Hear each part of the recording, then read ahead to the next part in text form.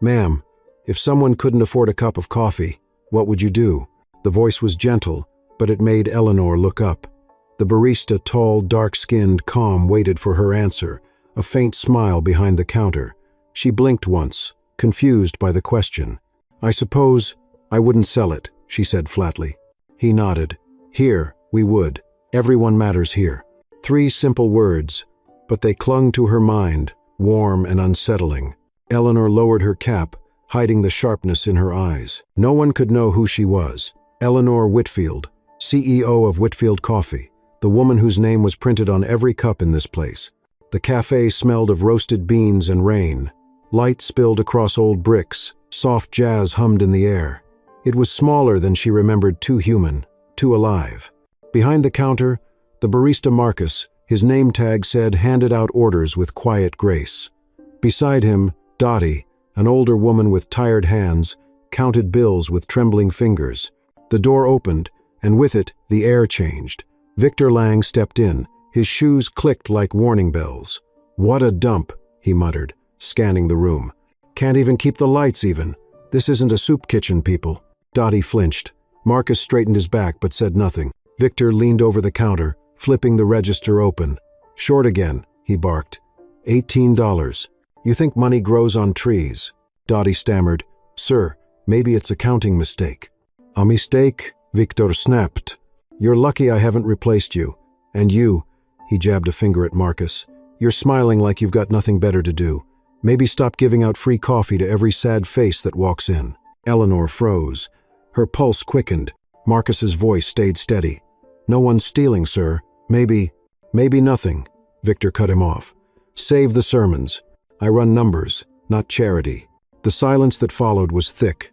Dottie whispered, "Yes, sir," her voice shaking. She reached for the bills again, double counting. Victor turned to leave, shaking his head. "I swear, this store bleeds money because you two can't do basic math." When the door slammed shut, Dottie let out a breath that was almost a sob. Marcus touched her shoulder lightly. "Don't mind him, Miss Dottie. Some folks forget what coffee's for." She looked at him, eyes glassy. "You can't keep helping people, Marcus. He'll fire you next time." Marcus smiled faintly. "If kindness costs my job, I'll pay it." A few minutes later, a shivering veteran stepped in, holding a few coins. "Got $1.50, he said. "Can I get something hot?" Marcus didn't hesitate.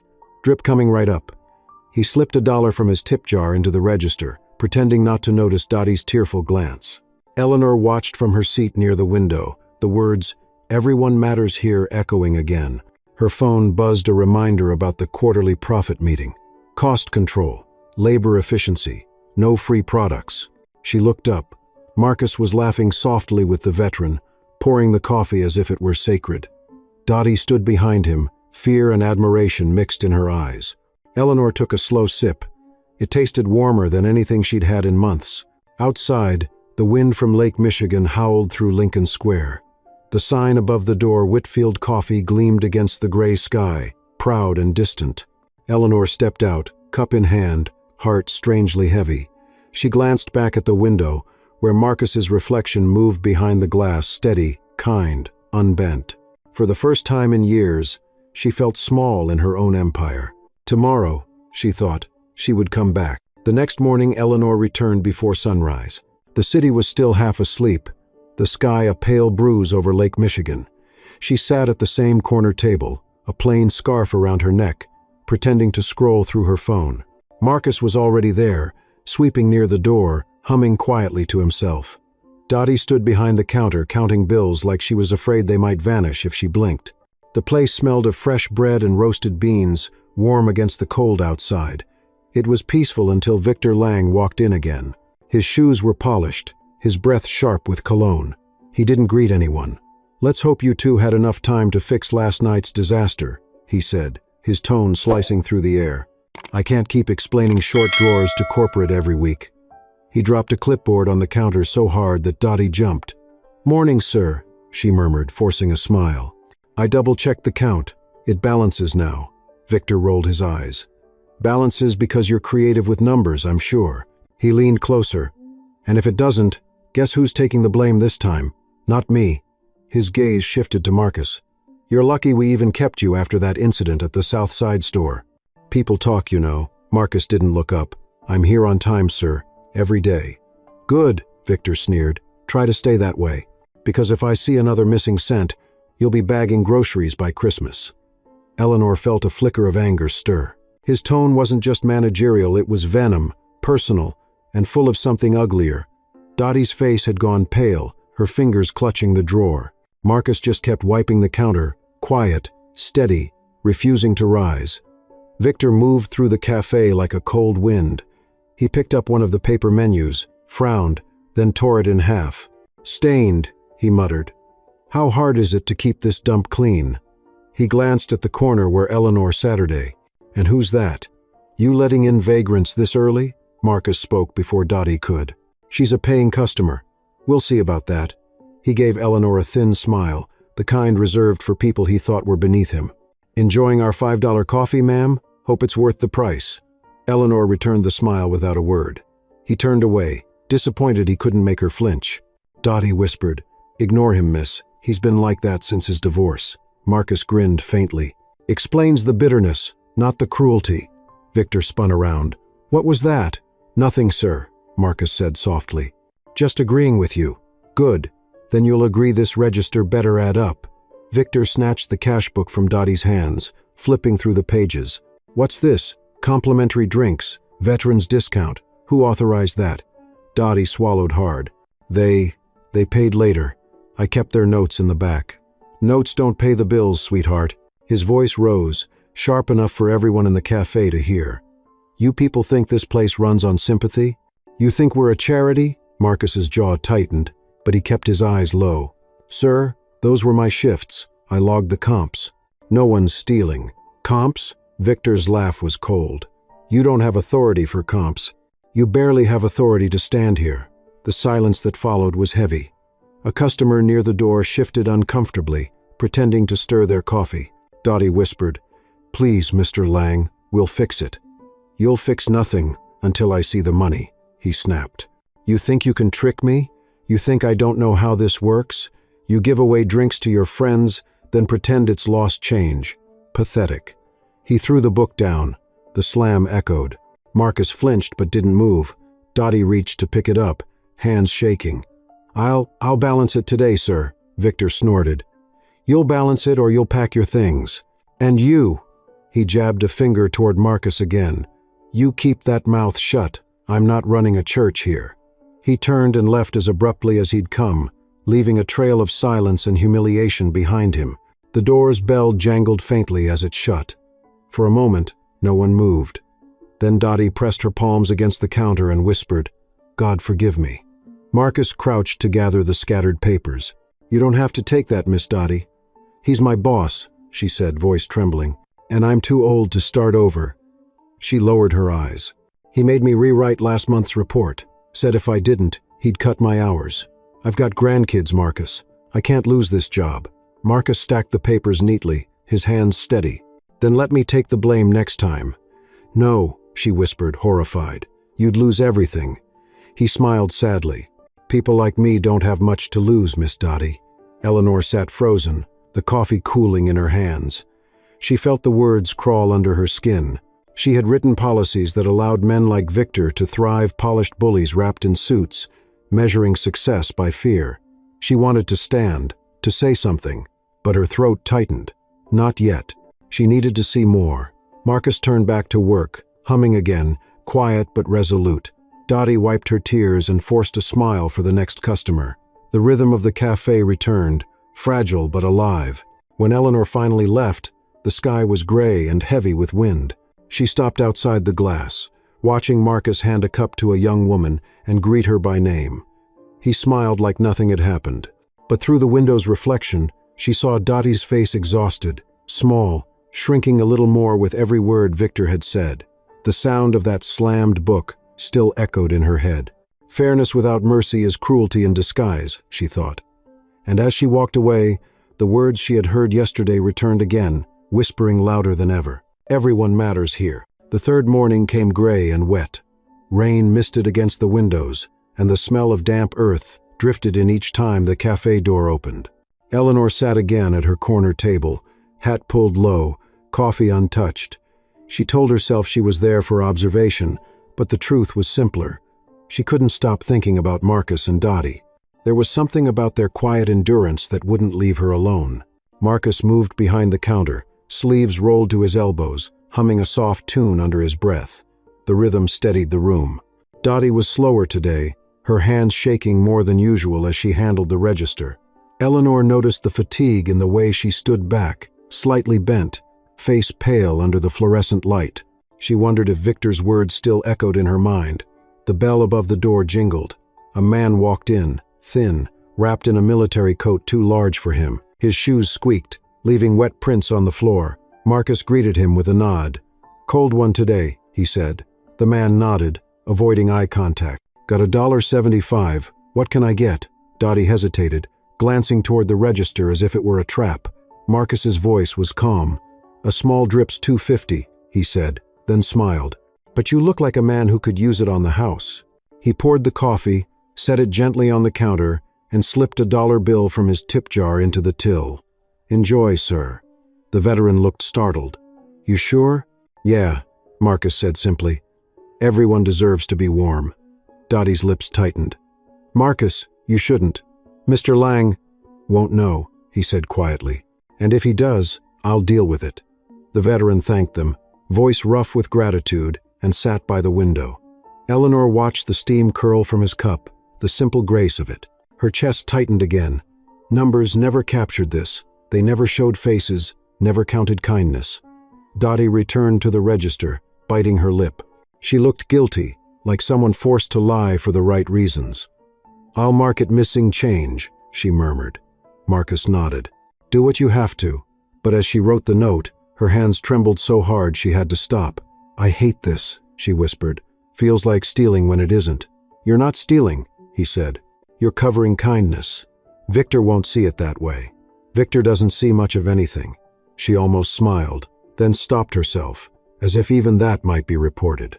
Eleanor's phone buzzed again. Another message from the board. "Cost anomalies increasing in your Chicago stores. Immediate review required." She stared at the screen, the irony sharp. Her company had become so efficient at watching pennies it had forgotten why it existed at all. She put the phone away. A group of customers entered, college students laughing, dripping rain from their jackets. The veteran stood to leave, nodded once toward Marcus, and slipped out quietly. Dottie sighed, opened the drawer again, and frowned. "Marcus, we're short." "How short?" "$1.75. They looked at each other. Marcus chuckled softly. "Guess generosity's got a price tag." Dottie wrung her hands. "He'll notice. He always does." "Then let him. I'll say it was me." "No, Marcus. He'll fire you. You can't." "Someone has to stop being afraid, Miss Dottie." His words were calm, not angry, but they landed heavy.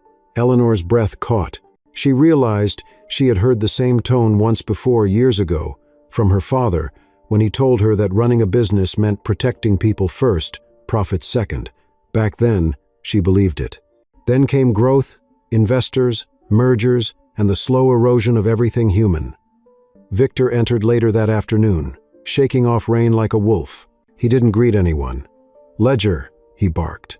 Dottie handed it over, her knuckles white. He flipped pages quickly, muttering.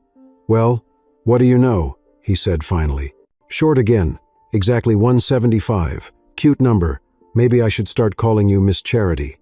Dottie's voice was barely a whisper. "It was just an honest mistake." "Honest?" He laughed bitterly. "I've seen honest mistakes from people like you before. Old, tired, too sentimental to follow rules."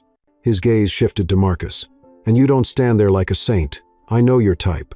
Think kindness pays the bills? Newsflash, it doesn't." Marcus looked up then, eyes steady but tired. "Sir, it was me. The missing money. I gave a vet a cup of coffee." "So you admit it?" "I admit being human." Victor's smile was thin. "Save that line for your next job interview." He turned to Dottie. "And you rewrite this report. Make it clean. I don't want any of this charity garbage showing up when corporate audits us." Dottie hesitated. "Mr. Lang, it wouldn't be right." "What's right," he interrupted, voice rising, "is what keeps this company running. You want to preach? Go to church. You want to work? Do as you're told. Eleanor clenched her fists under the table. Her own rules had given him this power. The policy she'd written, no free products, no exceptions, had become his weapon. Marcus said nothing. He simply turned back to the counter and began wiping it. Slow, deliberate. Dottie lowered her head, whispered, "I'll fix it, sir." "Good," Victor said, already turning toward the door. "And make sure this time, your little charity act doesn't make us look weak." He left, slamming the door so hard the bell cracked against the glass. The room stayed silent for a long moment. Then Dottie broke. "I can't keep doing this, Marcus. He's going to ruin both of us." Marcus shrugged lightly, though his eyes were distant. "He already is." Eleanor stood then, leaving a $20 bill on the table and slipping out before they saw her. The rain had stopped, but the sky was still heavy. She walked aimlessly down the block, the cold air cutting through her coat. "Everyone matters here." The words replayed like a heartbeat. For the first time, she began to wonder if her company still deserved its name. That night, she sat in her apartment overlooking the city, reports spread across the table. Sales, expenses, profit margins, numbers she once worshipped. They looked different now, hollow, sterile.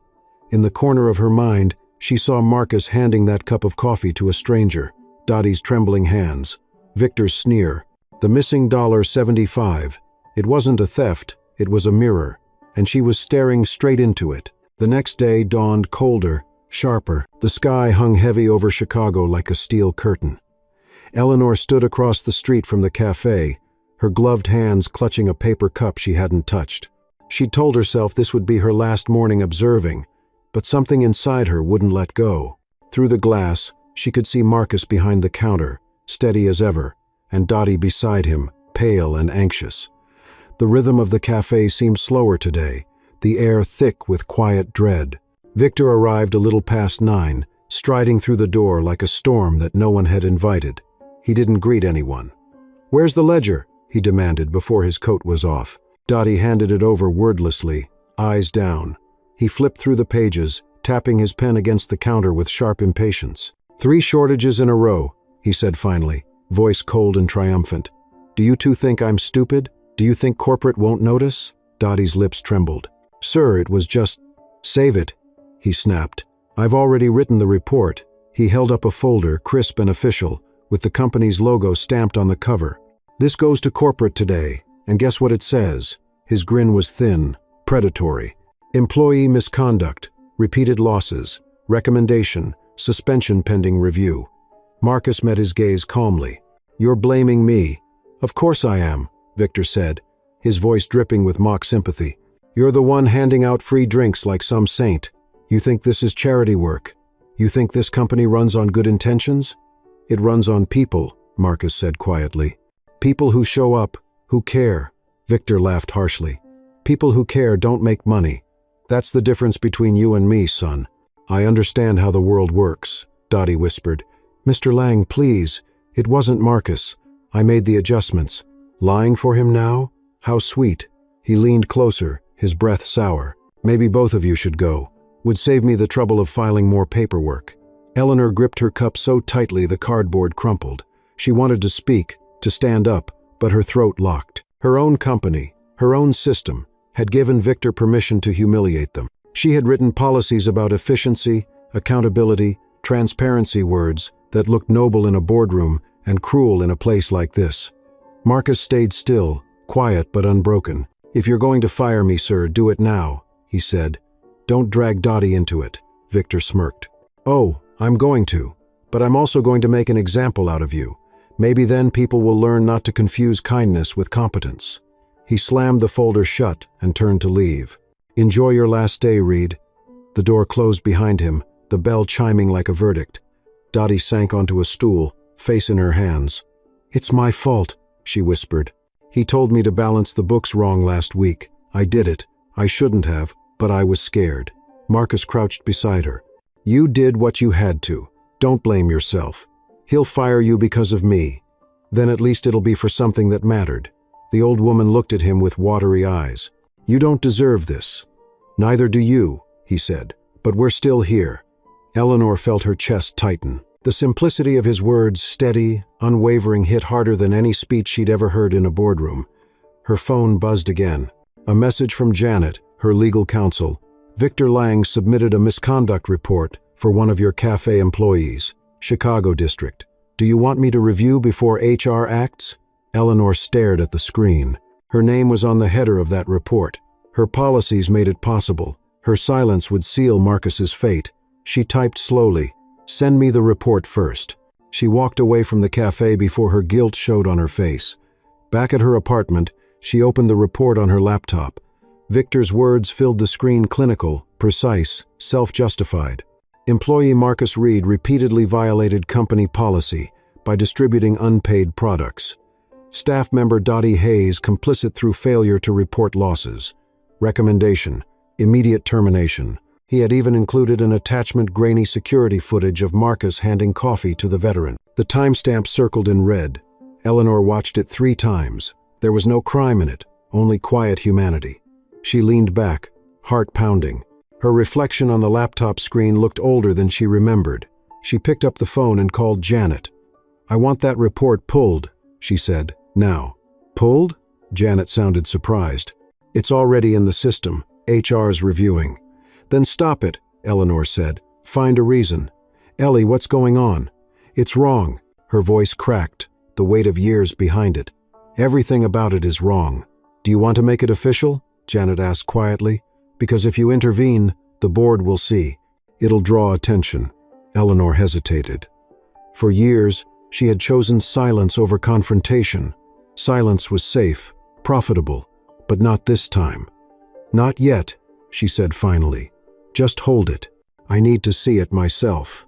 She hung up, stared out the window.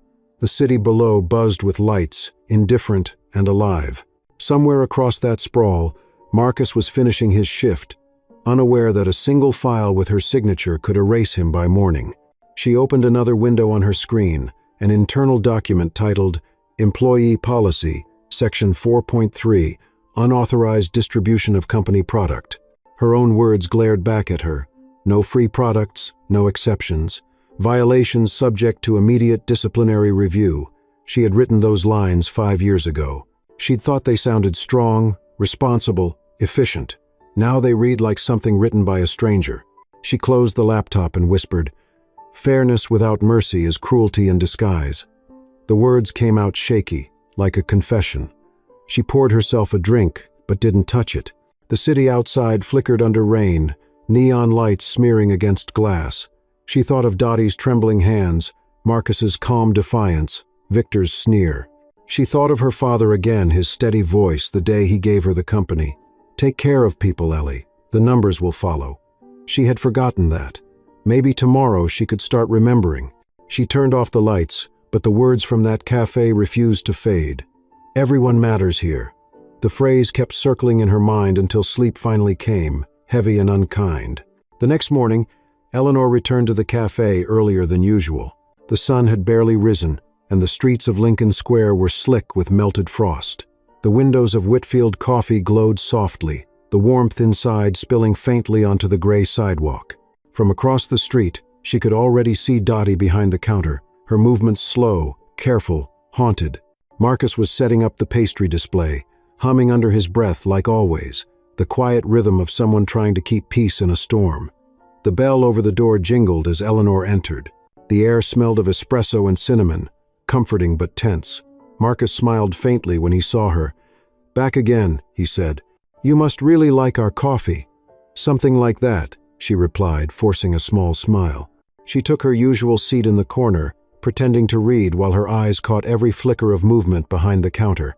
Dottie was counting bills again, her lips moving soundlessly. Her hands trembled each time she placed a note down, as though afraid even paper might turn against her. The register drawer closed with a soft click that sounded like a heartbeat. The door opened sharply, breaking the fragile calm. Victor Lang stepped in, his presence heavy as a shadow. His coat still damp from the drizzle, he dropped a folder on the counter with a loud slap. "Let's go over this again," he said, his voice thick with disdain. "I want every penny accounted for before corporate comes down on me. I'm not losing my job because you two can't do basic math." Dottie's head bowed instinctively. "Yes, sir. I've been working on it since yesterday." Victor smirked. "Good. Maybe you'll get it right for once." He leaned closer, lowering his voice just enough for Eleanor to hear. "And no more creative balancing, Dottie. You're not cooking a recipe, you're cooking the books."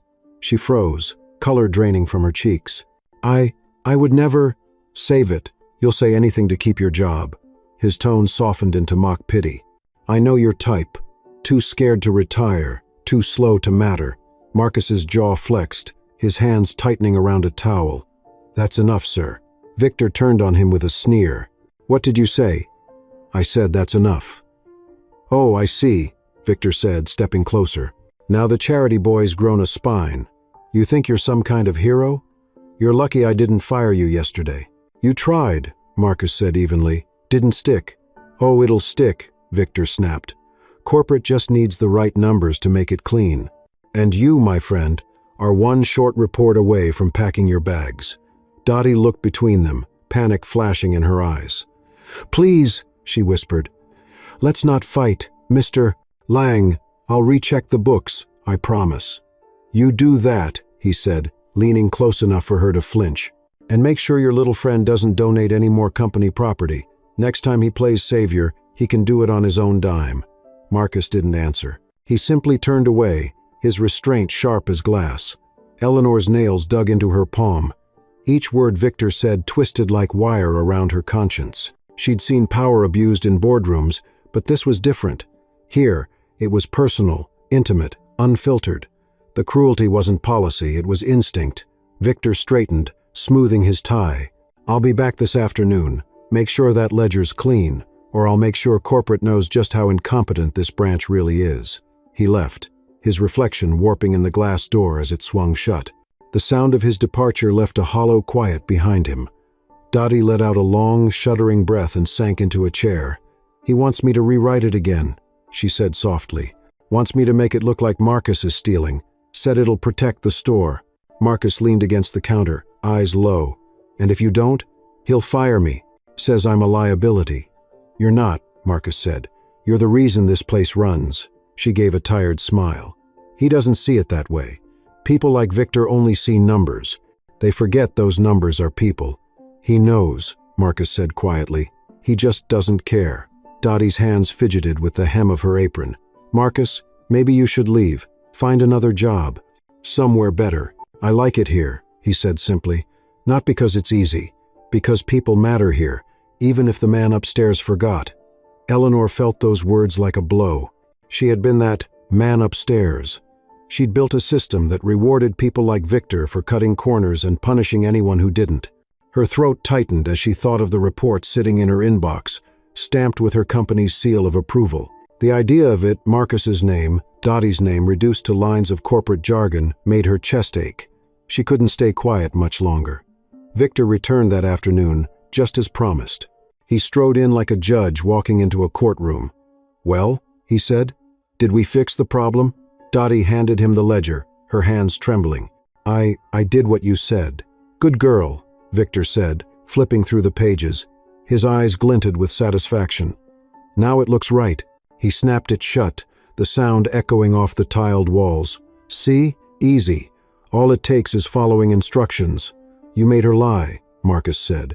Victor smirked. "I made her smart. There's a difference." "No," Marcus said, his voice low but steady. "You made her scared." Victor's grin widened. "Fear works. It's the only thing that does." He leaned in close enough for Marcus to smell his cologne. "People like you need fear. Otherwise, you start thinking you matter." Dottie whispered. "Please stop." "You stop," Victor said, straightening his coat. "Both of you. I've already cleaned up this mess. Corporate won't hear a word, and if they do, they'll hear it my way." He walked out without another glance, leaving silence in his wake. Dottie covered her face with both hands, her shoulders shaking. Marcus placed a gentle hand on her arm. "You did what you had to," he said softly. "No one blames you." "I do," she whispered. "I lied about you, Marcus. I signed my name under a lie." "Then we fix it," he said, "together." "How?" "We tell the truth." Eleanor sat frozen in her corner, her heart hammering. She'd watched enough. The report Victor wrote wasn't just cruel, it was criminal. He had coerced Dottie into falsifying records, threatened livelihoods, twisted rules meant to protect into weapons of control. And all of it happened under her company's name. She stood abruptly, nearly knocking over her coffee. Marcus and Dottie looked up, startled. She forced a polite smile, mumbled something about forgetting an appointment, and left quickly into the chill air. The wind cut through her coat, stinging her cheeks. She walked fast, past the bookstore, past the bakery, until she reached her car. But she didn't start it. Her hands shook as she pulled out her phone and called Janet. "Pull every report Victor Lang has filed in the last year," she said. "All of them." Janet hesitated. "Ellie, that's a lot of paperwork. What's going on?" "Corruption," Eleanor said, her voice cold now, steady. "And it's got my logo stamped on it." She hung up before Janet could answer. Sitting there in the gray silence, she realized the next move she made would decide not just Marcus's fate, but her own. The city was still half asleep when Eleanor parked outside the cafe the next morning. Pale light stretched over the rooftops, the air sharp with the kind of cold that made each breath visible. She sat in the car for a long moment, watching through the fogged windshield as Marcus unlocked the door, flipped the closed sign, and stepped inside. He moved slowly, methodically, wiping tables and arranging chairs with quiet care. There was a stillness in him, a dignity she hadn't seen in years of board meetings or polished leadership retreats. She finally stepped out and entered the cafe. The smell of roasted beans greeted her like a memory she didn't realize she missed. Marcus glanced up, surprised to see her at such an early hour. "You're early," he said with a small smile. "Either that or I'm late." "You're right on time," she replied. "Mind if I sit while you set up?" "Sure," he said, motioning to the counter. "But coffee comes first." She watched him prepare it, every movement deliberate, almost ritualistic. "You always this calm in the morning?" she asked. "It's the only time the world's quiet enough to think," he said, pouring milk into a steaming cup. "Before the rush, before the noise, you can almost hear yourself breathe." He slid the cup toward her. "Here, on the house." She hesitated. "You shouldn't do that. Someone might see." "Then I'll say it was a mistake," he said easily. "Mistakes are easier to forgive than kindness." She smiled faintly, realizing how much she needed to hear that. "You sound like someone who's seen too much." He shrugged, wiping the counter. "I've seen enough to know people are all carrying something. Sometimes, they just need someone to see them." He glanced at her cap and coat, his expression curious. "You don't talk much about yourself." "You from around here?" "Used to be," she said. "Left for work. Haven't been back in years." "Then why here?" "Because," she paused, choosing her words carefully. "I wanted to see what I'd forgotten." He nodded slowly. "That's fair." The door chimed softly behind them as Dottie entered, her scarf pulled tight around her neck. She looked smaller today, her movements slower. "Morning, Marcus," she said, her voice thin. "Morning, Miss Dottie," he replied warmly. "You okay?" "Didn't sleep much," she said, avoiding his eyes. "Been thinking about that ledger, about what I signed."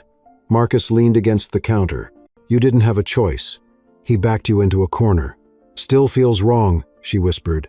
"Feels like I sold a piece of my soul for a paycheck." "Then take it back," he said quietly. "Tell the truth." "And lose my job? My insurance? My house?" She shook her head, tears glinting at the corners of her eyes. "I can't, Marcus. I'm too old to start over." "Maybe," he said softly, "but too decent not to care." Eleanor's chest tightened as she listened. There was something sacred about their honesty, a kind of courage born from exhaustion. She wanted to speak, to tell them she'd fix it, that she was their unseen witness. But she knew promises meant nothing if they didn't come with action. Dottie sighed, glancing toward the window.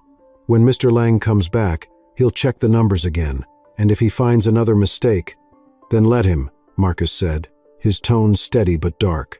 "You can't reason with a man who thinks fear is leadership. You'll get fired," she whispered. "Maybe," he said, "but I won't lie again." Dottie wiped her eyes with a napkin, trying to smile. "You're stubborn. Takes one to know one," he said with a grin. For a moment, the tension cracked, and they both laughed quietly, the sound small but genuine.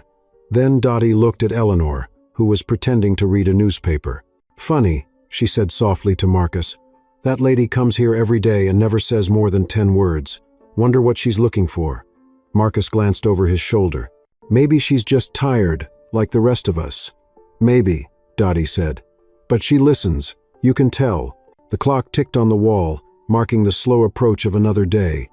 The silence between them wasn't empty, it felt like waiting, like the air before a storm. Eleanor stared into her coffee. The warmth seeped through the cup, but not through the guilt that sat heavy in her chest. She thought of Janet's voice last night, calm and cautious. "Ellie, if you go after him, it'll cause noise. The board won't like it." And she'd answered, "Maybe noise is what they need to hear." She had spent her life smoothing over problems, making things look clean and efficient. But this wasn't about margins. It was about people who were quietly being erased under her leadership. The door opened again just before 8. A delivery driver entered, dropped off a box, and left. Life went on, routine as ever. Dottie began sorting receipts, her hands still trembling. Marcus stood beside her, a steady presence, offering silence instead of advice. Eleanor looked at them and saw what she hadn't seen in years, loyalty born from decency, not fear. She wondered when she had last inspired that kind of loyalty. Her phone buzzed. A message from Janet. "I found the reports you asked for. Lang's been altering data for months. Looks like he's been padding revenue in other stores to make his bonuses. You were right." Eleanor read it twice, her pulse quickening. She typed a short reply. "Keep digging," quietly. She slipped the phone back into her coat and looked up at Marcus. "Do you ever think about leaving?" she asked suddenly. He glanced at her, surprised. "Leaving this place?" "Yes. Every time I lock the door at night," he said. "But then I remember my brother. He served overseas, came back broken. Said people stopped seeing him when he took off the uniform. I figured, maybe if I pour enough cups of coffee, I can remind folks to look up once in a while." Eleanor swallowed hard. "That's a good reason." "Maybe," he said, smiling softly. "But good reasons don't pay rent." The clock struck 8. Dottie turned the open sign, and the first customers of the day began trickling in. The morning hum returned, gentle at first, then louder as the city woke. But under it all, tension simmered, a quiet knowledge that the storm wasn't over. Eleanor finished her coffee and stood. "You make a good cup," she said. Marcus grinned. "Practice and heart." "That's rare," she said. "Keep it." As she walked out into the cold, she heard Dottie whisper to Marcus, "She's different, that one." Marcus nodded. "Yeah, but I think she's seen the same kind of people we're dealing with." The door closed behind her, and the sound of the city swallowed their voices. Eleanor walked toward her car, her decision already made. The time for watching was over.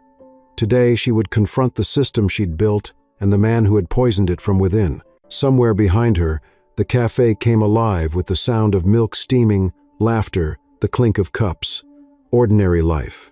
But she knew, before the week ended, nothing about that place or herself would ever be ordinary again. By noon, the cafe was unusually quiet. The regulars came and went, their laughter a little more forced, their glances quicker. Word had spread that an internal review was happening that afternoon.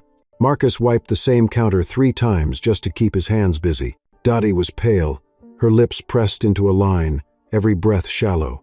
Eleanor sat in her usual corner, dressed in her plain coat and cap, eyes hidden behind reading glasses. She looked like any other customer, but inside, her pulse beat in time with the clock above the door. At precisely 1 o'clock, Victor Lang arrived. His entrance was an event all by itself. The sound of expensive shoes, the smell of too much cologne, the weight of arrogance that seemed to thicken the air. "All right," he said loudly, clapping his hands together as if starting a show. "Audit time. Let's see which of my loyal team members is bleeding this store dry." He looked around the cafe, his gaze resting on Marcus. "Ah, there he is, my charity champion." Marcus straightened. "You want to check the ledger, sir? It's right here." "I'm not checking it," Victor said, smirking. "Corporate's checking it. I brought an auditor from HQ." He motioned toward the door where a younger man in a gray suit entered, carrying a sleek tablet. He looked uncomfortable, glancing between Victor and the baristas. I'm just here to verify the report, Mr. Lang," he said. "Shouldn't take long." Victor grinned. "Of course not. You'll find everything exactly as I said." Eleanor's stomach knotted. She recognized the auditor's badge, HQ level, legitimate. This was her chance to expose Victor's manipulation, but she couldn't act yet.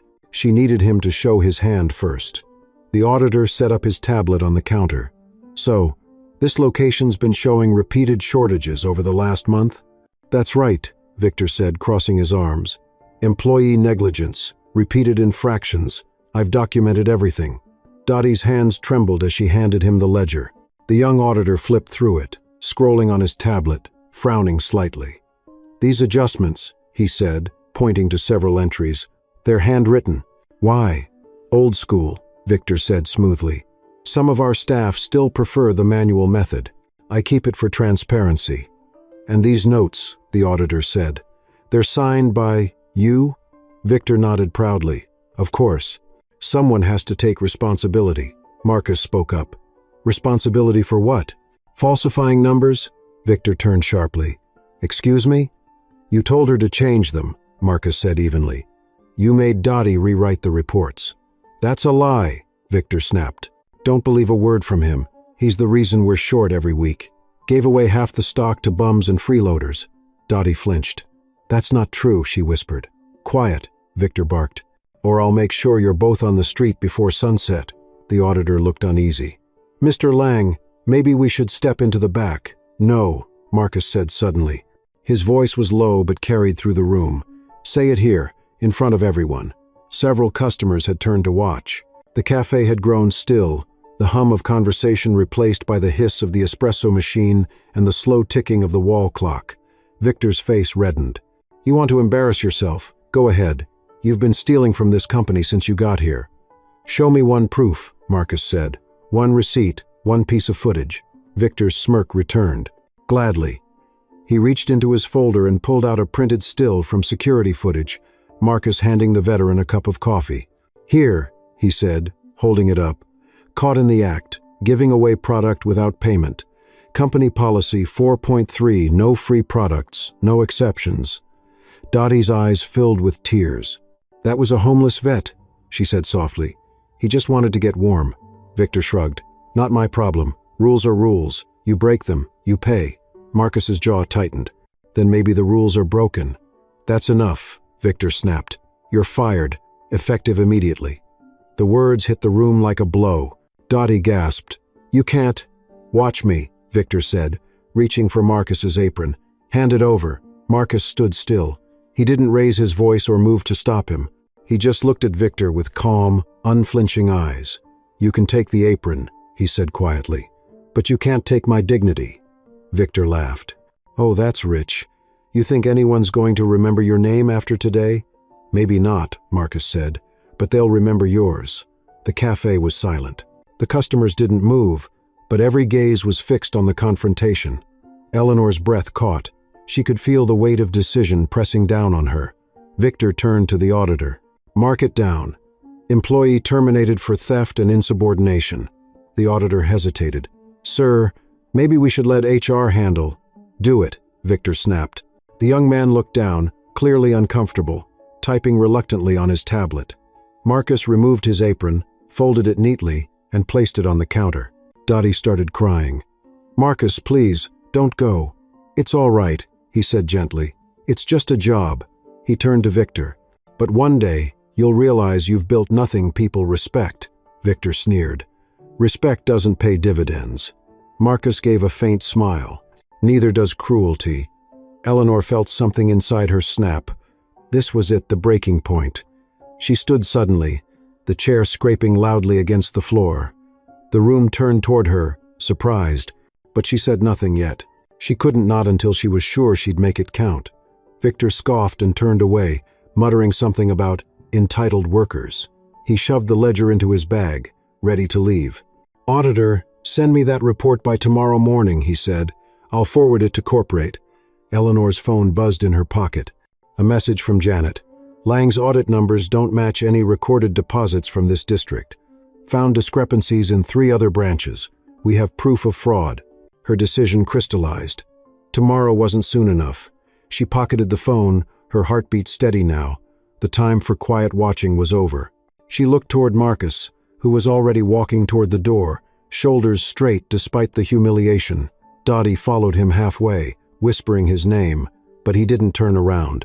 Outside, rain began to fall again, streaking the windows in thin silver lines. Eleanor stepped out moments later, just in time to see Marcus cross the street. He didn't look back.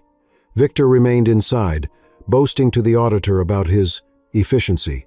The light from the cafe spilled onto the wet pavement, golden and cold. Eleanor whispered to herself, "Fairness without mercy is just another kind of cruelty." Tomorrow, she decided, Victor Lang would meet his reckoning. The storm hit that night. Not rain, but wind harsh, cold, relentless, slamming against Eleanor's windows like the city itself was demanding action. She sat at her dining table, surrounded by documents, her laptop glowing in the dim light. On the screen, Victor Lang's audit report glared back at her. Numbers neat, signatures forged, false shortages smoothed over with perfect corporate polish. She had read it 5 times already, and each time, her anger sharpened into something cleaner purpose. Janet's call came at 10:42 p.m. "Ellie," her friend said quietly, "we've got him. I traced the missing funds. He's been falsifying inventory reports and redirecting supplier rebates to a shell account. Same one tied to a fake consulting firm." Eleanor rubbed her temple. "How much?" "Close to 60 grand over 8 months. But that's not the worst part. He's covered it by writing off product losses in low-income stores. Always the ones where staff can't fight back." Eleanor closed her eyes. "Marcus, Dottie. So every time he accused them, he was covering his own theft." Janet paused. "What do you want to do? If you go public, it'll shake the board. But if you handle it quietly, no one will know what you did." "They'll know," Eleanor said softly. "The people who matter will know." After the call, she sat in silence, staring at the framed photo of her father on the sideboard. He stood behind the counter of the very first Whitfield coffee shop, smiling beside a young Eleanor, both of them dusted with flour and laughter. The sign behind them read, "Coffee with Heart." Somewhere along the way, that motto had been replaced by efficiency with excellence, and she had let it happen. The next morning, the sky was pale and cold. Eleanor arrived at the cafe just before opening. Dottie was there early too, her eyes swollen from crying. She jumped when Eleanor greeted her. "Oh, good morning, ma'am. You're early today." "Habit," Eleanor said, sitting at her usual table. "How are you holding up?" "Not well," Dottie admitted. "Mr. Lang called last night. Said if I said anything about the ledgers, he'd sue me for defamation." "He won't," Eleanor said calmly. "Not for long." Dottie frowned. "You sound sure." "I am." The door opened, and Marcus stepped in. He wasn't wearing his uniform anymore, just a worn denim jacket, and that same quiet steadiness that made him seem unbreakable. Dottie gasped softly. "Marcus, you shouldn't be here. If Victor sees you, he already fired me," Marcus said simply. "What's he gonna do? Fire me again?" He looked around the cafe, then smiled faintly at Eleanor. "Guess I wanted one last cup." "On the house," Eleanor said before she could stop herself. Marcus chuckled. "You sure? Might get you in trouble." "I'll risk it." He poured himself a cup, sat across from her, and for a moment they drank in silence. Outside, the wind rattled the sign again, the letters of Whitfield Coffee flickering from the morning glare. Marcus finally spoke. "You ever see something so broken you start to think maybe it's supposed to be that way?" "Yes," she said quietly. "I built it." He frowned. "You what?" "Nothing," she said quickly. Just thinking out loud. The bell above the door chimed. Victor Lang entered, sharp as ever, suit immaculate, smile cutting. "Well, look at that," he said loudly. "The gang's all here. The thief, the liar, and," his eyes flicked toward Eleanor, "the regular customer who doesn't know when to pick a better coffee shop." Eleanor met his stare calmly. "You're early," she said. "Big day," he replied. "Corporate's reviewing my audit today. Promotions don't wait." "Promotions?" Dottie echoed weakly. You're getting promoted?" "Acting regional director," Victor said proudly. "Guess honesty pays off after all." Marcus's hands clenched around his cup, but he didn't speak. Victor leaned across the counter. "Just came to tie up loose ends. Dottie, you'll get your final notice by end of day. Consider yourself retired." "And you," he said, looking at Marcus, "I'd say good luck, but I think you've used up all yours." "You're unbelievable," Dottie whispered. "You destroy people and call it work." "Oh, spare me the drama," Victor snapped. "You both broke company policy. Don't act like saints. You think customers care who gets fired? They just want coffee." Eleanor stood slowly, Her voice was calm, steady, but there was steel in it now. "You're wrong, Mr. Lang." Victor turned, annoyed. "Excuse me?" "People care," she said. "They care about who serves them, who smiles at them, who remembers their names. They care about trust. And that's something you've never understood." He laughed. "Lady, I don't know who you think you are, but you will," she said. He blinked, confused. Before he could respond, the door opened again. Janet walked in, holding a slim folder. "Mr. Lang," she said smoothly. "Janet Fields, legal counsel for Whitfield Coffee. Miss Whitfield asked me to deliver something to you personally." "Miss Whitfield," Victor repeated, a hint of unease flickering across his face. "That would be me," Eleanor said. She removed her cap and scarf, her voice quiet but clear. "Eleanor Whitfield, founder and CEO." The color drained from Victor's face. You're kidding." "No," she said, "but you've been lying." Janet handed him the folder. "Audit discrepancies, falsified records, misappropriated funds. We traced every dollar." Victor's hand shook as he flipped through the papers. You can't prove any of this." "We already did," Eleanor said. "And by the time you finish your next sentence, the board will have your resignation." The room was silent. Even the hum of the espresso machine seemed to fade. Victor's mouth opened, then closed. "You set me up," he hissed. "No," she said softly. "You set yourself up. I just stopped protecting you." He turned toward Marcus. "You think this fixes anything? You think you're a hero now?" Marcus didn't answer. He just looked at him steady, unflinching. "I think I can look at myself again," he said quietly. Victor looked like he wanted to speak, to shout, but instead he turned, shoved open the door, and stormed out into the cold morning. The bell above the door gave one last, pitiful jingle as it swung shut behind him. Dottie covered her mouth with both hands, tears spilling freely. Marcus let out a long, slow breath, shoulders sinking. Eleanor looked around the cafe, the worn tables, the sunlight breaking across the counter, the people who had carried the soul of her company without her knowing. She finally exhaled. "You're both safe now," she said softly. Dottie reached for her, still trembling. "You really are the CEO." "Yes," Eleanor said, "but that doesn't mean I've been leading." Marcus smiled faintly. "You just did." For the first time in years, she smiled back, not the practiced kind from corporate dinners, but something small, real, earned. The storm outside had quieted. The sign above the cafe creaked in the wind, the letters catching the light. Whitfield Coffee, coffee with heart, she thought. Maybe it was time to make that true again. For the first time in years, Whitfield Coffee felt quiet in a way that wasn't suffocating. The morning rush had come and gone, leaving behind the scent of roasted beans and the low hum of conversation. But beneath that peace was something heavier change, the kind that makes people uncertain whether to breathe easy or hold their breath. Eleanor sat at her corner table again, this time without her disguise. No cap, no glasses, no pretense. Her face was familiar to the public now newspapers and social media had done their part. "CEO exposes internal fraud, saves employees," the headlines read. She hated every word of it. This wasn't a story about saving anyone. It was about seeing what she'd ignored. Across the counter, Dottie worked in silence, still moving carefully, still glancing at every receipt as if it might explode.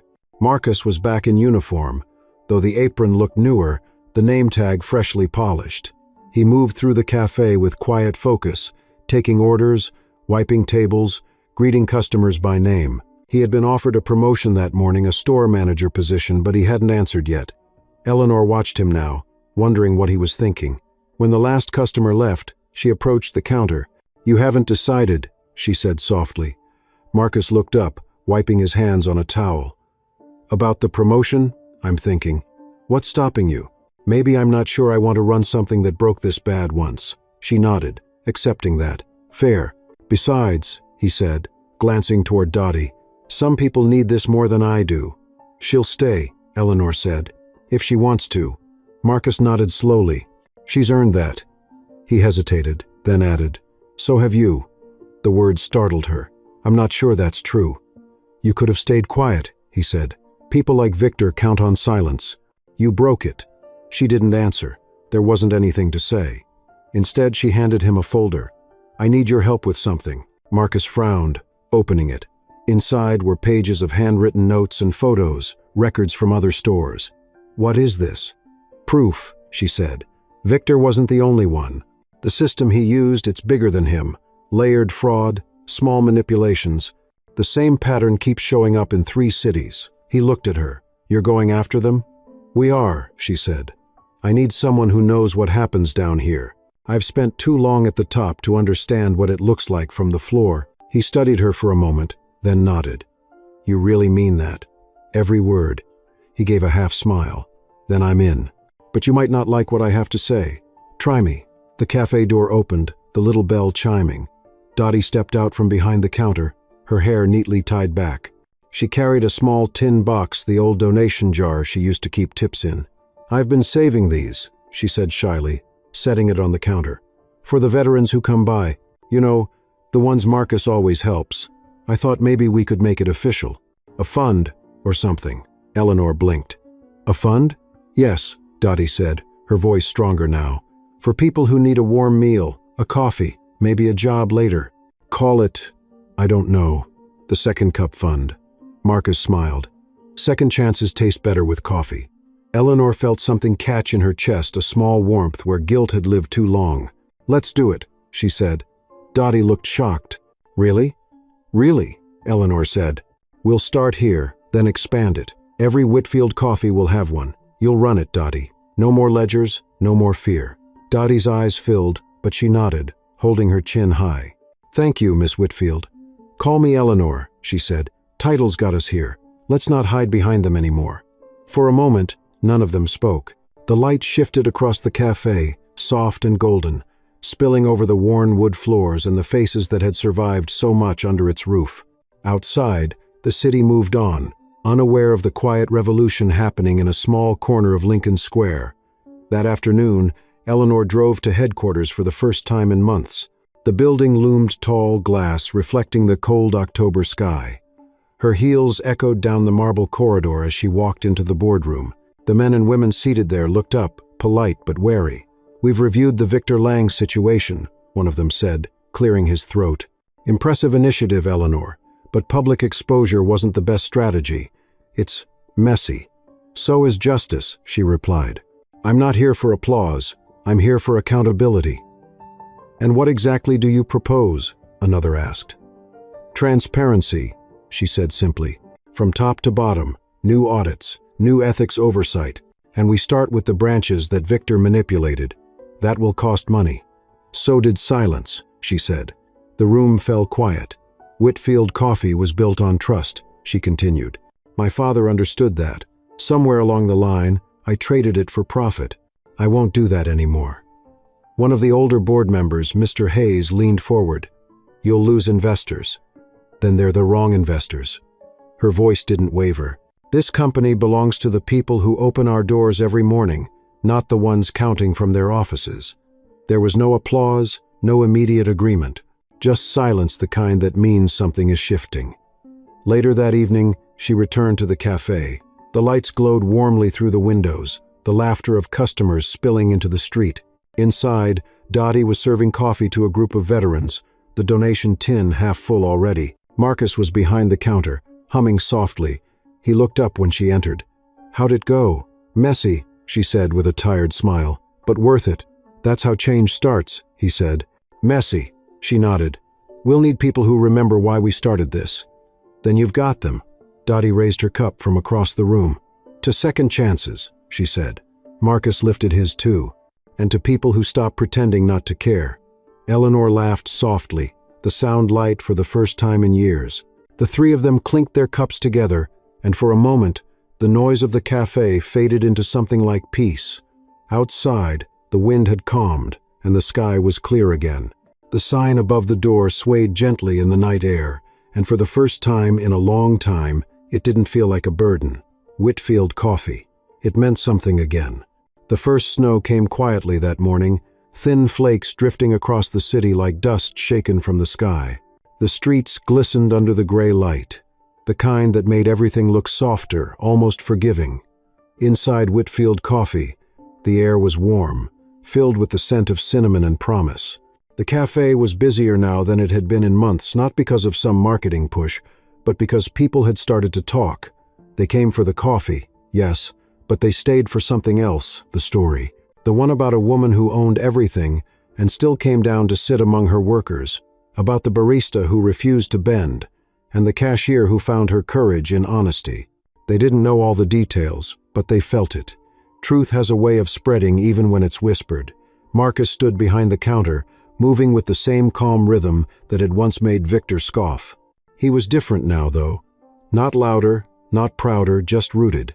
He knew who he was and what he stood for. Dottie moved beside him, her steps surer, her smile unguarded. The jar labeled Second Cup Fund sat proudly near the register, half filled with bills and coins. "I swear people donate just to hear you talk, Marcus," Dottie teased. "You make everything sound like scripture." He laughed softly. "Maybe folks just want to believe the world's still decent." She nodded, glancing toward the window where Eleanor sat in her usual spot, except this time, she wasn't hiding. No cap, no disguise.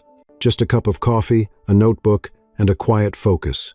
Every so often, someone would walk up shyly, thank her for what she'd done. She'd smile, thank them back, and always say the same thing: the real credit belongs here. That morning, though, she wasn't writing emails or reviewing reports. She was writing something else, words that came slower, heavier. The headline on the page read, "The Reckoning Within," an open letter from Eleanor Whitfield. It wasn't corporate, it wasn't polished. It was confession. "I built a company that forgot its heart," she wrote. "I mistook efficiency for excellence, control for leadership. I created rules that made good people small and systems that rewarded fear. But one man's kindness showed me what I had lost." She stopped, staring at the words, then kept writing. "If you're reading this, I want you to know we're rebuilding. From the floor up. Every employee, every voice, every truth will matter. Because coffee isn't just what we sell. It's what connects us when the world feels cold." She didn't sign it as CEO, just Eleanor. She set her pen down and looked up. Marcus was helping a woman carry her tray, smiling in that quiet way of his. Dottie was chatting with a veteran by the window, pouring an extra shot into his cup without charge. It was ordinary and extraordinary all at once. For the first time in years, she felt she was exactly where she belonged, not above her people, but among them. The bell above the door chimed, and a familiar figure entered. Janet, in her dark overcoat, shaking snow from her hair. "You know," she said, sitting opposite Eleanor, "most CEOs don't work out of their coffee shops. Most CEOs forget where they came from," Eleanor replied. Janet smiled. "The letter's good, honest. It'll make people uncomfortable, but that's the point." "Truth usually does," Eleanor said softly. "The board won't love it." "They'll live," Janet said, then paused. "You know, Marcus turned down the district manager offer." Eleanor looked surprised. "He did?" "Said he doesn't want to run stores from behind a desk. Said he wants to stay where people need him most." Eleanor smiled faintly. "That sounds like him." "He also mentioned you," Janet added, lowering her voice. "Said you listen like someone trying to make peace with herself." Eleanor's eyes softened. "Maybe I am?" Janet leaned back, studying her. "You've changed, Ellie." "No," Eleanor said after a moment. "I just stopped pretending I hadn't." As Janet left, Eleanor watched the snow fall harder outside, blurring the shapes of the passing world. When she turned back, she saw Dottie wiping the counter, humming an old tune. Marcus walked over, leaning on the edge of her table. "You're working again," he said. "Something like that." "You ever rest?" She smiled. "Maybe after this being, making things right." He studied her for a moment. "You already started." "Not enough," she said. "Never enough." He shook his head. "That's where you're wrong. You showed people that someone at the top can still care. You don't fix the world all at once. You fix one corner, then another." "And you?" she asked. "What corner are you fixing?" "This one," he said simply, glancing around. "Until it doesn't need me anymore. It'll always need you. Maybe. But not because I'm special, because people matter here again. That's what you gave back." She didn't know how to answer that, so she just nodded. The clock on the wall ticked softly, steady as a heartbeat. Outside, the wind howled and the snow fell, but inside, warmth lingered. The cafe had become something more than a place of work. It was a small rebellion against indifference, a sanctuary built from compassion and bruised hope. As evening fell, the last customers left. Dottie turned the sign to closed and wiped the steam off the windows. "Snow's sticking," she said. "We'll be shoveling tomorrow." "I'll help," Marcus said. "You always do," Dottie replied with a smile. Eleanor stood, pulling on her coat. "You two head home. I'll lock up." "You sure?" Marcus asked. "It's late." "I'll be fine." They left together, laughing softly, their figures fading into the snowfall. Alone, Eleanor walked slowly through the cafe, running her fingers along the counter, the chairs, the shelves. Every mark, every stain, carried a story now not of failure, but of resilience. She paused by the window, looking out at the city. Her reflection stared back, older, wiser, and finally at peace. She whispered to it, "Everyone matters here." The lights dimmed, leaving only the faint glow from the street outside. Somewhere far away, another Whitfield store was opening. Another barista was pouring a cup. Another Dottie was finding her courage. The echo of truth was spreading quiet but unstoppable. And for the first time, Eleanor didn't feel the weight of her title. She felt the warmth of belonging. The first week of January came with that bitter Chicago cold that seemed to freeze time itself. The streets were quiet, the lake locked under a gray sheet of ice, and the city moved slower, cautious under the weight of a new year. Inside Whitfield Coffee, though, warmth thrived. The cafe buzzed softly with the sound of grinders, clinking cups, and laughter that felt earned. There was no sign of the tension that had once lived in every corner. The staff moved with ease now, unhurried but efficient, a rhythm born from respect instead of fear. Marcus was adjusting the new community bulletin board, hanging a photo of a veteran the cafe had helped through the Second Cup Fund. "Look at that smile," Dottie said proudly from behind the counter. "That man came in with nothing but a coat too thin for November. Now he's got a job, a room, and he still stops by for his morning miracle." Marcus grinned. "I think that's your coffee, Dottie. You've converted another soul." "Hush," she said, waving a hand. "It's all of us, even her."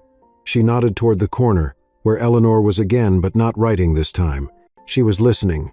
Across from her sat a young woman in an HR uniform, nervously explaining the new Employee Welfare Initiative. Eleanor had asked for in-person feedback from each district, not reports, not numbers. Real voices. She wanted to hear the stories directly, no filters. "I've read your proposal," Eleanor said gently. "But tell me, what do you think the staff needs most?" The woman hesitated. "Honestly, they need to be seen. Half of them feel invisible. A paycheck doesn't fix that." Eleanor smiled faintly. "No, it doesn't. Thank you. That's the kind of truth we forget upstairs." When the woman left, Marcus came over, drying his hands on a towel. "You're really turning this into something," he said. "Trying to," Eleanor replied. "But change always moves slower than we want it to." "That's fine," he said. "Slow change lasts." She nodded thoughtfully. "The board's not thrilled," she admitted. "They want numbers. They want the brand to look shiny again. They don't care how the shine happens. Then you show them what it looks like when it happens the right way." Eleanor looked at him for a long moment, then smiled. "You sound like my father." "Smart man," Marcus said, grinning. "He'd like you." The bell chimed again, and Janet stepped inside, brushing snow off her coat. "I just came from HQ," she said, setting a folder on the table. "Victor's officially out. The investigation cleared everyone here. The company's releasing a statement tomorrow." Dottie froze mid-motion, then slowly smiled. "Does that mean it's over?" "It means it's beginning," Eleanor said softly. Janet smirked. "You always did like a dramatic answer." "Only when it's true," Eleanor said, opening the folder. Inside were letters, handwritten ones from employees across the country. Notes of thanks, stories of small victories, reminders of what the company once stood for. "They've been sending these to corporate," Janet said. "The mailroom didn't know what to do with them, so they sent them to me. I figured you'd want to see." Eleanor read a few silently. "You reminded us that compassion isn't weakness. My manager listens now. It feels human again." Her eyes stung unexpectedly. She closed the folder and looked out the window, watching the snow drift. "We did this," Dottie said softly. "All of us." Eleanor nodded. "You did," Marcus chuckled. Don't let her fool you, Dottie. She's the reason Victor's eating frozen dinners in some condo right now. No, Eleanor said, shaking her head. He was the reason I remembered what I was supposed to be. The cafe filled with a silence that wasn't heavy. It was the kind that happens when people finally understand something too big for words. The day wore on, and customers trickled in, each one greeted by name. A local reporter dropped by, asking for a quote. "What's the secret behind Whitfield Coffee's comeback?" she asked. Eleanor thought for a moment, then smiled. "We stopped chasing perfection," she said, "and started chasing truth." The reporter nodded, scribbling it down. "That's powerful. Do you think the company's story is inspiring people?" "I hope it's reminding them," Eleanor said, "that integrity isn't a strategy, it's a choice." Later that evening, after the crowd thinned and the lights dimmed, Eleanor lingered with Marcus and Dottie over one last cup. The snow outside had thickened, painting the world in white silence. "Do you ever miss the quiet before all this?" Dottie asked. "No," Eleanor said softly. "That quiet was fear. This is peace." Marcus raised his cup. "To peace, then. And to second chances," Dottie added. Eleanor hesitated before clinking hers against theirs. "And to the people who made me see again." As they drank, laughter echoed faintly from the street outside, blending with the sound of the espresso machine cooling down. Eleanor looked around the cafe one more time, the photos on the wall, the smell of coffee and cinnamon, the people who had turned a simple business into something sacred. Tomorrow, she would return to headquarters for the quarterly review. The board would question her again, push her for profit margins, ask her when she'd expand faster. But tonight, she knew what she'd tell them. She would tell them about Dottie, who learned that telling the truth could heal instead of destroy. About Marcus, who showed that leadership wasn't power, but presence. And about herself, a woman who had everything and realized it meant nothing without purpose. The clock struck 9. She stood, pulling on her coat. "Lock up after you finish," she said. "And Dottie, make sure you get home safe." "Yes, ma'am," Dottie said. Marcus smiled. "Good night, Eleanor." "Good night," she said softly, stepping out into the snow. The air bit her cheeks, sharp and clean. The city was quiet again, but this time, it didn't feel lonely. It felt alive, like something waiting to be rebuilt. She walked slowly down the street, her breath visible in the cold, each step marking a path she hadn't dared take before. Behind her, the cafe lights glowed warm against the night, a beacon for anyone still searching for kindness in a city that too often forgot it. And somewhere deep inside her, she felt her father's words again, as if carried on the wind. "Take care of people, Ellie. The numbers will follow." She smiled into the snow, her heart lighter than it had been in years. The day of the quarterly review dawned clear and sharp, the sky a pale blue after days of snow. The glass towers downtown shimmered in the winter sun, cold and gleaming. Eleanor's car glided through the streets, her reflection flickering across the windows of passing buildings. She felt calm, though a quiet tension lived in her chest. It wasn't fear, it was resolve. Today would be the test of everything she'd rebuilt, and she knew not everyone wanted her version of redemption. The elevator ride to the top floor was silent, except for the faint hum of machinery. When the doors opened, the boardroom waited 12 men and women in suits, their eyes polite but guarded. A screen glowed at the end of the long table, displaying charts, metrics, all the things the company used to measure worth. Eleanor didn't sit immediately. She placed her notes on the table and looked out through the glass wall behind her. The skyline stretched endlessly, beautiful and indifferent. "Shall we begin?" said Mr. Hayes, the oldest board member. "We've reviewed the latest numbers. Impressive recovery, considering the public incident. But some of us are concerned about your new policies. They're expensive. They're necessary," Eleanor said evenly. "Employee welfare isn't an expense. It's the foundation. Foundation doesn't pay dividends," another member, a younger man with a perfect tie, muttered. Eleanor turned to him. "Neither does moral bankruptcy," she said softly. A few heads lifted. The room grew still. She clicked her remote, and the screen changed. Not to graphs, not to projections, but to photos, snapshots of Whitfield stores from across the country. Smiling employees. Community boards filled with notes. A jar labeled Second Cup Fund half full beside a cash register. "This," Eleanor said, "is your return on investment. It's trust, loyalty, humanity. We talk about brand value as if it's numbers. It isn't. It's people who believe in us. Idealism doesn't last, the young man said again. Neither does greed, she replied. But integrity does. Mr. Hayes leaned forward, fingers steepled. You've changed, Eleanor. I had to, she said. We all do, or the company dies. Maybe not on paper, but in spirit. And when that happens, it's only a matter of time before the rest follows. Silence filled the room. She let it sit, unbroken, until she felt the weight of it settle on everyone. Then she spoke quietly. I'm not asking for approval. I'm asking for alignment. We can keep chasing the illusion of perfection, or we can lead by compassion. The world's watching us now, not for what we sell, but for who we are. Mr. Hayes nodded slowly. I remember your father saying something like that once. He was right, she said. I just took too long to believe it.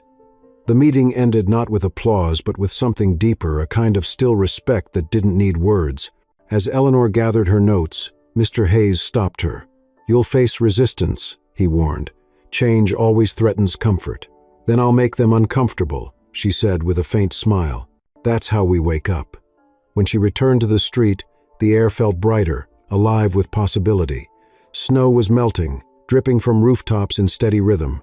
She walked instead of calling her driver, her heels crunching softly against the slush. A few blocks away, she saw the familiar sign of Whitfield Coffee, glowing gold against the winter light. She pushed the door open and was met with the hum of conversation, the hiss of milk steaming, the soft rhythm of a place reborn. Marcus was behind the counter, laughing with a customer. Dottie stood near the window, teaching a young trainee how to balance the register. Both looked up when they saw her. How'd it go? Marcus asked. Better than I expected, she said, hanging her coat. They didn't fire you then? Dottie teased, grinning. Not yet. That's progress, Marcus said, pouring her a cup of her usual roast. You look lighter. Maybe I am, she said, taking the cup. Or maybe I finally stopped carrying what wasn't mine. She sat at her corner table again, the same spot where she had first overheard Marcus's quiet kindness, where everything had started to change. The sunlight poured through the window, catching in her coffee like liquid amber. She watched as an elderly man entered, holding a small stack of newspapers. His hands shook slightly as he reached into his pocket, fishing for coins. Dottie smiled. Don't worry about it, George. We got you. He hesitated. You sure? Always, Marcus said, sliding the cup across the counter. Second cup funds got you covered. Eleanor felt a warmth rise in her chest pride, but not the kind that came from ownership, the kind that came from belonging. She took a sip of her coffee and closed her eyes. The world outside still roared with injustice, greed, inequality, all the things she couldn't fix overnight. But inside this small cafe, something had shifted. A balance restored, a heartbeat steady. Janet walked in a few minutes later, cheeks red from the cold. Thought I'd find you here, she said, sitting across from her. You know, people at HQ are calling this the Whitfield turnaround. You're a headline again. Headlines fade, Eleanor said. But this, she nodded toward the counter, where Marcus and Dottie laughed over a spilled cup. This lasts. You ever think of retiring? Janet asked. All the time, she said with a soft smile. But not yet. There's too much left to build. They sat in companionable silence for a while. Outside, snow began to fall again, light and slow. Inside, warmth spread from table to table, from conversation to conversation, until the whole place seemed to hum with quiet hope. When the last of the afternoon light faded, Eleanor rose, placing her empty cup on the counter. Keep the change, she told Dottie, smiling. For the fund. Dottie nodded. We'll put it to good use. As Eleanor turned to leave, Marcus called out, You coming tomorrow? Wouldn't miss it, she said. The doorbell chimed behind her as she stepped into the crisp evening air. The snow had stopped, the sky brushed in hues of lavender and silver. She walked slowly, hands deep in her coat pockets, breathing in the cold. The city lights blinked awake one by one, casting long reflections on the wet pavement. For years, she had thought leadership meant distance, perfection, control. But now she knew better. It meant listening. It meant standing beside people, not above them. And sometimes, it meant sitting quietly in a cafe, drinking coffee that tasted like forgiveness. At the corner, she turned back once more. The glow from Whitfield coffee spilled warmly onto the street, golden against the dusk. She smiled, whispering to the wind, "Everyone matters here." Then she walked on, her footsteps soft but sure, disappearing into the city that, finally, felt like home again.